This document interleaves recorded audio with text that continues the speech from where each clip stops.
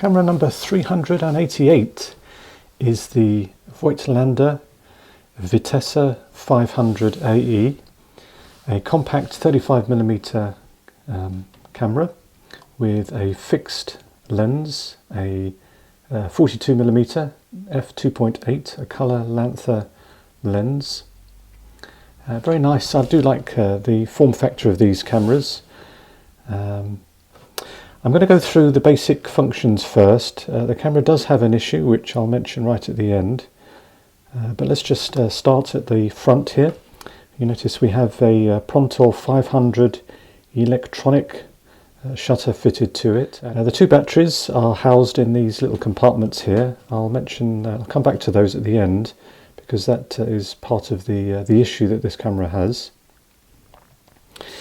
We have our focus ring here, and there are three indents or three clicking points here, 1, 2, 3, and when you look through the viewfinder on the left hand side, I don't think you can see that there, yes you can, just slightly, you can see perhaps a single portrait, a group of people, and then a landscape on that side. And so when you look through the viewfinder, you can keep your eye to the viewfinder and just click whatever it is that you want. So if you're in front of someone and you want to take a portrait, the little marker will move as you focus the lens and produces that clicking indent there. So that's quite nice, so that you can fully immerse yourself in the moment. Indeed, when you do look through the viewfinder, you get full readout. So on the top, I don't know whether you can see that, there we get our full range of aperture on the top, and then down the side we have our shutter speeds. We have 1/30th of a second, a dot for 60th, another dot, 125, another dot for 250, and a final 1/500th of a second. No doubt that's the reason why it's called Vitessa 500. While we're on the back here, sorry I've gone from the front to the back, but while we're on the back here we have two little windows. One is our frame counter on the top there, and then the other one has a little marker that rotates as the film is wound on, showing that the film is indeed wound on properly. So that's a very nice visual feature there. It won't work unfortunately because it requires the film to cross the little cog there. In fact, let's just open the film door by pressing the film release, and then you'll see that as the film is, actually it's this top one, as the film is rotated, you can see that it rotates, showing you a visual sign that the film is indeed wound on properly. That's nice. Just close the door, make sure you close that properly. So come back to the front again. So we have our focus, and then we have our aperture ring. The camera really is effectively an aperture priority camera, because when the camera is set to auto, that's the final ring, as we change our aperture the shutter speed will change. That's the theory anyway. And then if we want to use flash, we just simply turn that to the flash icon, and then flash synchronization is 1/30th of a second. So with the grill here, this is our CDS photo cell, and I'm just reading it from the manual. The light falls on a CDS photo cell which controls the electronic setting of the shutter speed. And there is this exposure compensation of 0, 1 and 2.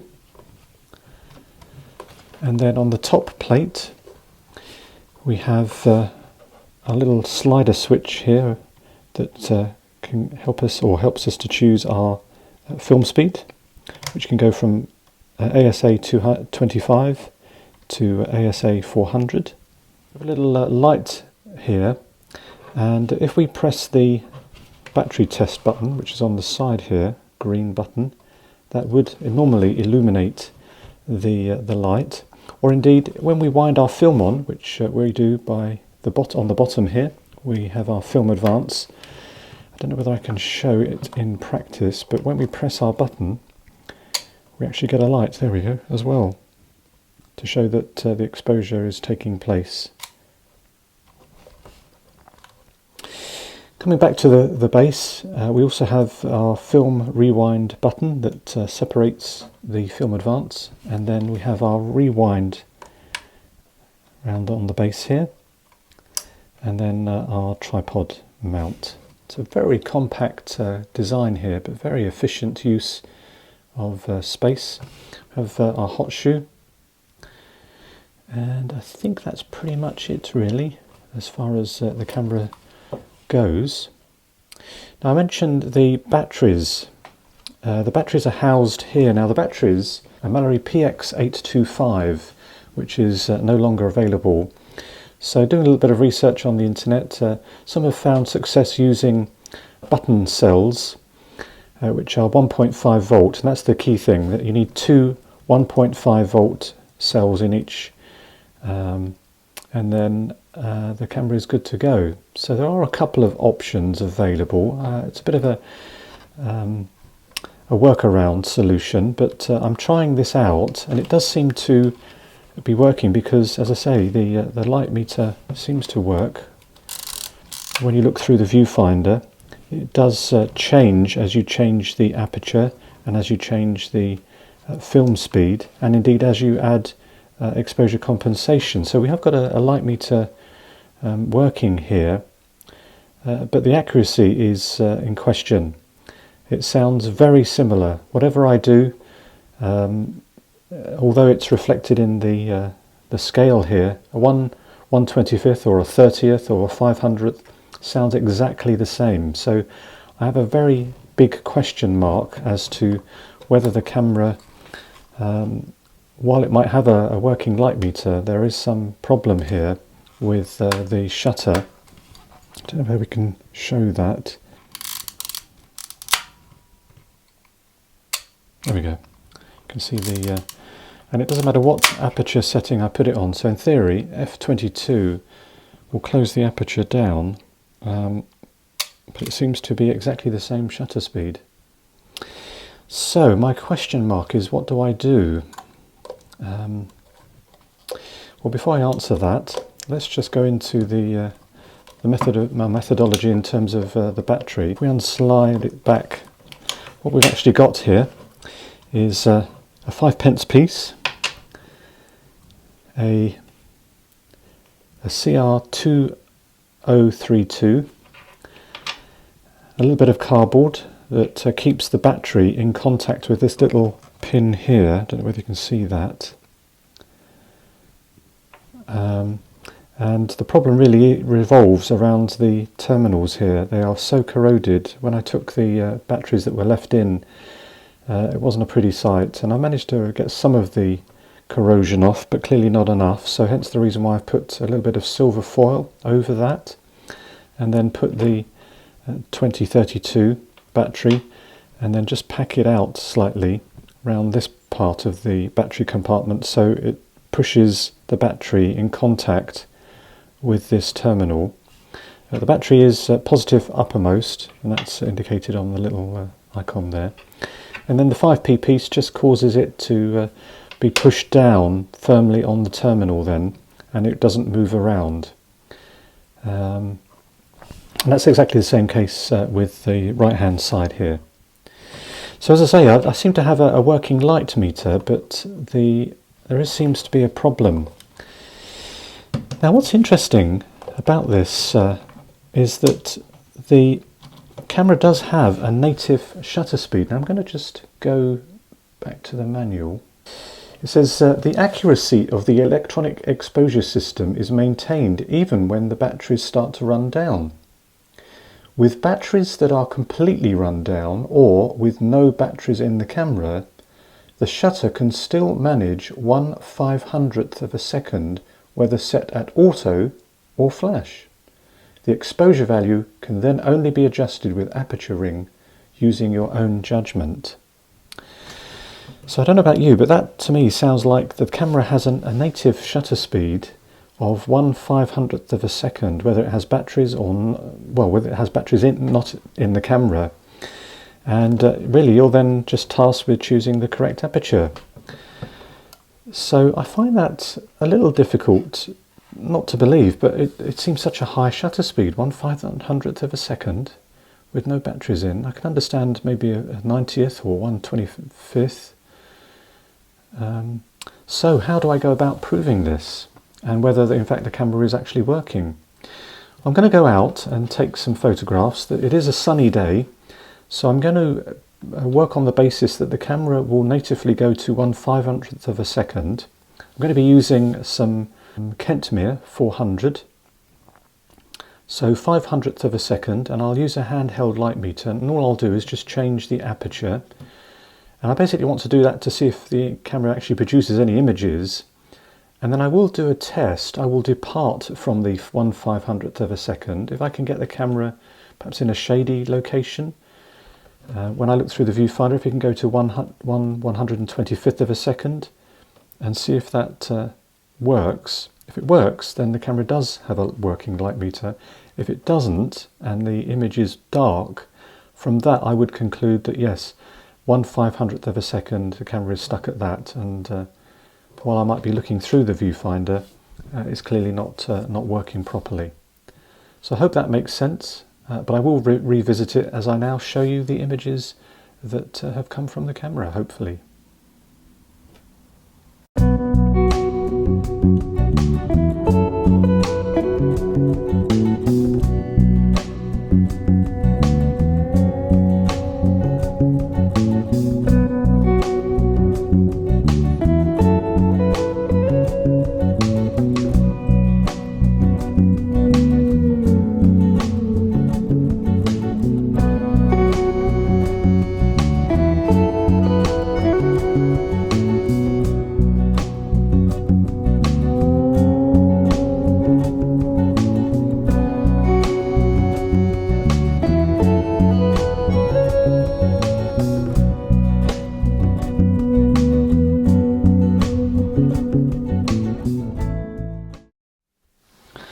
So reviewing the images, you can see clearly that yes, the camera is working at 1/500th of a second.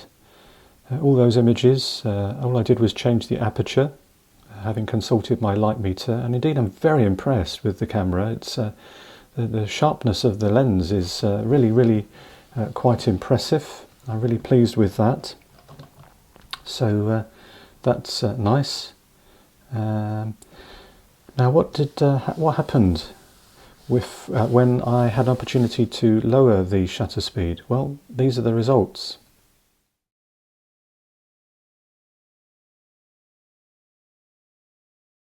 And as you can see, the first image, which was shot at 1/500th of a second, I think it was f2.8 because it was quite shady there. That's come out reasonably well. Unfortunately, ignore the fact that I failed to focus it. But now when we turn our attention to the next image, we can see that it's well and truly underexposed. Now, when I looked through the viewfinder of the camera, it said 125th of a second at f22, and it was set at 400, the ISO, and the image is dark. So from that, if I'm thinking correctly, that would seem to back up this idea that the camera is indeed only working at 1/500th of a second. And although the light meter may be responding in the viewfinder, there is some miscommunication with the shutter. And it does confirm that yes, I'm hearing 1/500th of a second every time I press the shutter button down. But not all is lost, as clearly indicated by the images. This camera is obviously still useful. Certainly using 400 ISO film at 1/500th of a second on a sunny day isn't an issue at all. So there we go, that's the Vitessa 500 AE, and that's been camera number 388.